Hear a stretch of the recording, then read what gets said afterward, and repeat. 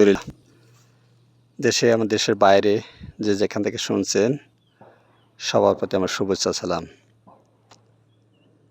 দেখুন একটা গাছ, এটাকে সাধারণত সবাই চেনেন, এটা বেত গাছ বলে।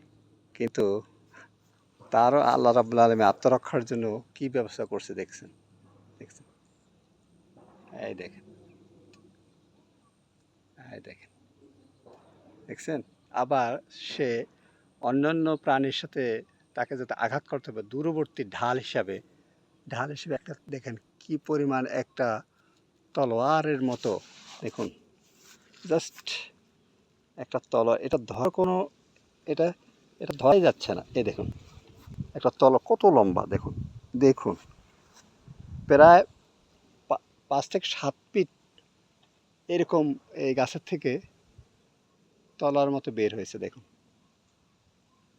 আর এর তীক্ষ্ণ ধারালো কাঁটাগুলো দেখুন, কাঁটাগুলো স্পষ্ট বোঝা যাচ্ছে কিনা জানি না, দেখুন। তবে তার তীক্ষ্ণ ধারালো এই যে এ কাঁটা, দেখুন কাঁটাগুলো এত ধারালো, মানে এই যে আমি ধরে রেখেছি এক পাশে, ও টাস করে প্যানে লেগে যাবে। দেখুন এই যে 5 ফিট লম্বা এরকম ওই গাছের থেকে বেরিয়ে আসছে। 5 ফিটের উপরে লম্বা গাছে দেখুন এক কাণ্ড থেকে এর উৎপত্তি, এখান থেকে শুরু হয়েছে দেখছেন। এই যে এখান থেকে ঠিক তার এই হাতিয়ারটা আল্লাহ রাব্বুল আলামিনের সৃষ্টির রহস্য দেখেন।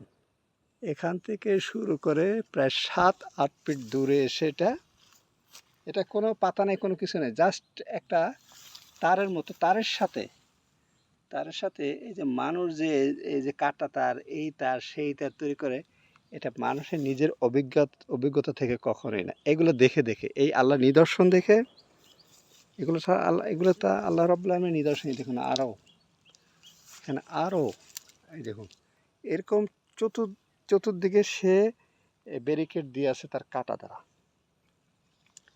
আল্লাহু আকবার। এবার বুঝেন যে নিয়ামত, আল্লাহ তাআলার নিয়ামত। আল্লাহ বলছেন আবি আইয়ু আলাই রাব্বিকুমা তুকাজ্জিবান। আল্লাহ তাআলার কোন নিয়ামতকে তোমরা অস্বীকার করবে?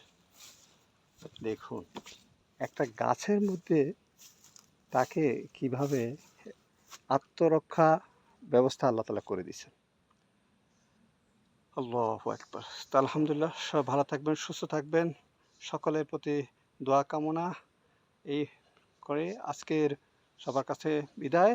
আল্লাহ হাফেজ।